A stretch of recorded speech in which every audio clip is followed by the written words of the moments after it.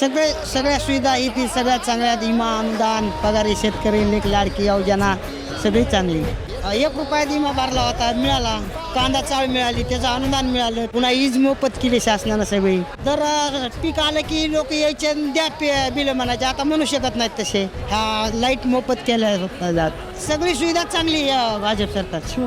शेतकरी पगारी दोन्ही पुन्हा येतात.